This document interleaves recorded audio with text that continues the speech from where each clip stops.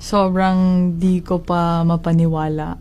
Maraming salamat sa suporta. At sana patuloy yung suporta niyo sa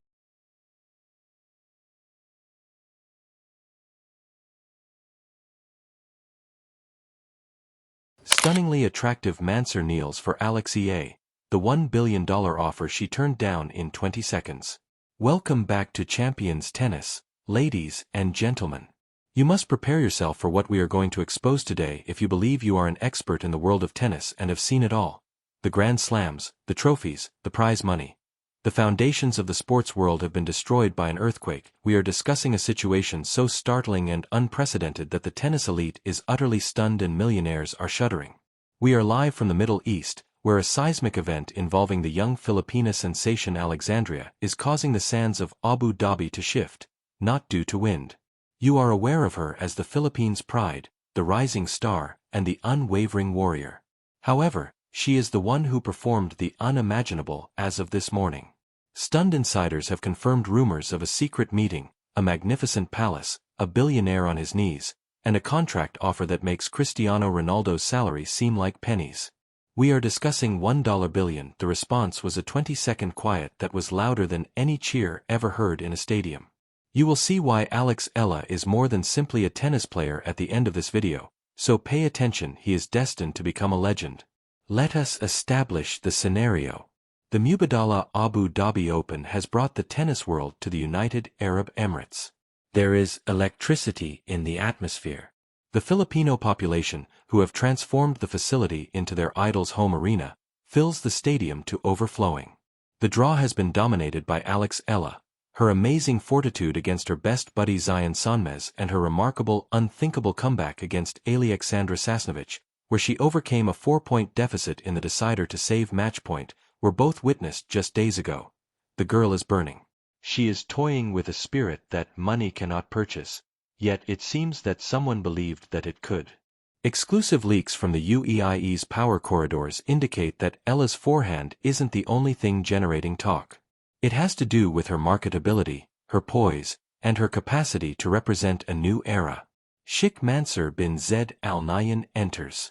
We are discussing the owner of Manchester City, one of the most influential men in world sports, whose fortune is essentially boundless.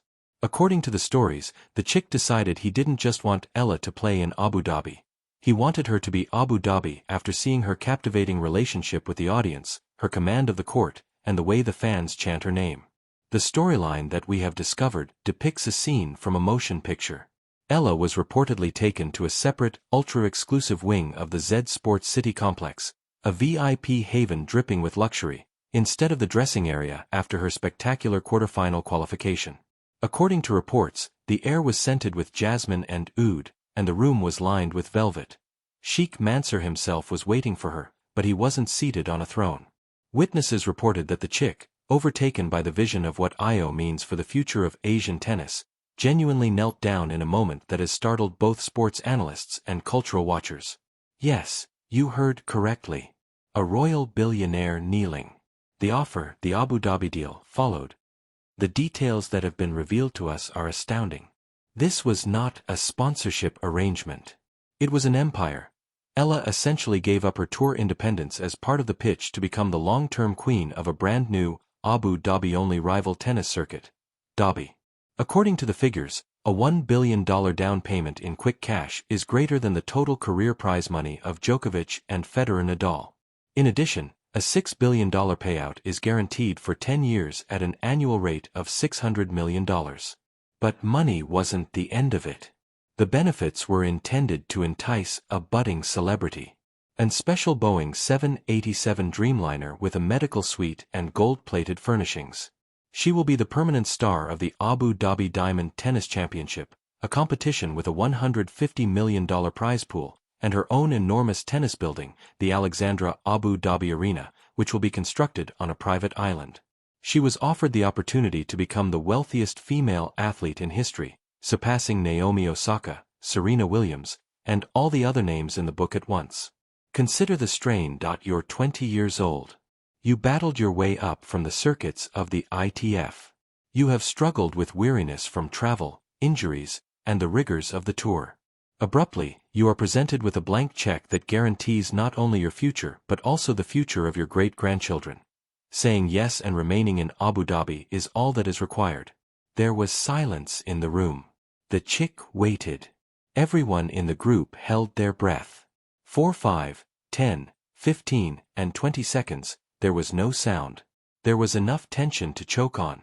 Can you picture the thoughts going through her mind, viewers? The power she could exercise and the poverty she could reduce. Then Alexandra Eala said something. She didn't yell. She remained calm. She held herself tall, stared the billionaire in the eye and responded in a succinct, composed, and proud manner. Since then, the word has gone viral among the tennis elite. Insiders speculate that her statements were a variation of this terrible fact, even if the precise transcript is still a well-guarded secret of that room. My passion is not selling, Your Highness, and the flag of my nation is not a brand that you may purchase. I don't play for gold, I play for history. She left. $6 billion was left on the table by her. Because it confirms what we have witnessed on the court this week, this refusal has rocked the sport. Let's return this to the actual tennis match that we are currently watching in Abu Dhabi. This account of the contract being rejected serves as the ideal setting for her performance versus Alexandra Saskovich. Consider it. Would she have rallied from a 4-0 behind in the third set if she had been playing for cash? You fold when you are a paid mercenary with a double break, legs burning, and lungs screaming. After accepting the bill, you head home. Alex Eala, however, did not give up. No millionaire could discover the courage she drew from deep inside. A match point was saved by her. Driven by the possibility of seeing lean Filipinas from the stands, she battled her way back point by grueling point. Payroll wasn't the reason for that comeback. It has to do with pride. It has to do with the sport's integrity. The crowd's cheers weren't for a billionaire's property when she eventually won the tiebreak. For a warrior, that is. Her current run in the Mubala Abu Dhabi Open is even more legendary in light of this. In the quarterfinals, she will now play Katerina Alexandrova. Extremely big stakes are involved. Although she appears to be the underdog, who would dare wager against her in light of what we just heard and the tale of her choosing the simple route to unthinkable riches? She has made the difficult decision. She has decided to follow the path of the real champion, where respect is gained with tears and labor rather than oil money. The tennis community has responded with a mixture of amazement and incredulity. The use of social media is booming. Her admirers are referring to her as the Iron Princess. Ella has brought back the essence of tennis, according to the influx of comments. A 20-year-old girl from the Philippines remains steadfast in a time when football players are migrating to the desert for retirement money, and golfers are leaving for other leagues in search of enormous prizes.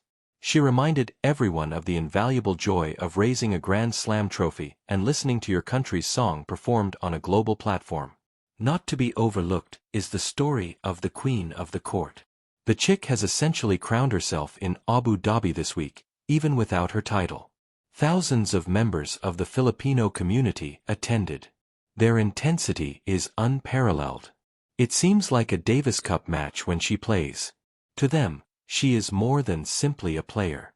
She is a representation of resiliency, hope, and the belief that a Filipino can compete with the world's greatest minds without faltering. Now, in order to fully comprehend the significance of what has transpired, we must examine Alex Eala's true nature and the reasons why her choice is so in line with her personality. This isn't just a pampered athlete with millions of dollars in the bank acting defiantly. This young lady has fought her way up from modest beginnings to the top of the tennis world.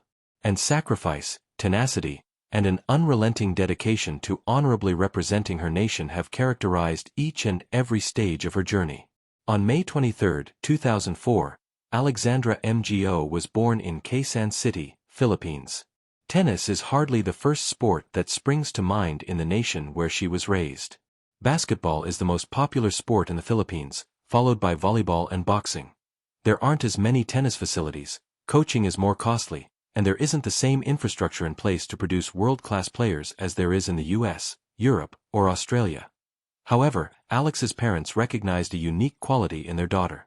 They witnessed an uncontrollable atmosphere of competition and fire. She began swinging a racket at the age of 4, and by the time she was 6, she was participating in regional competitions. Significant family sacrifice was necessary for her early development. To pay for her training, her father had to work several jobs. Her mother combined the roles of her strongest supporter, psychotherapist, dietitian, and first coach. When Alex was 12 years old, the family painfully decided to send him to Spain to train at the Rafa Nadal Academy in Mallorca. Can you envision?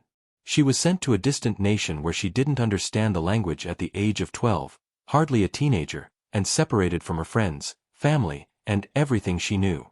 All in pursuit of the goal of playing tennis professionally. There is no vacation camp at the Rafa Nadal Academy. It's a pressure cooker made to turn undeveloped talent into champions.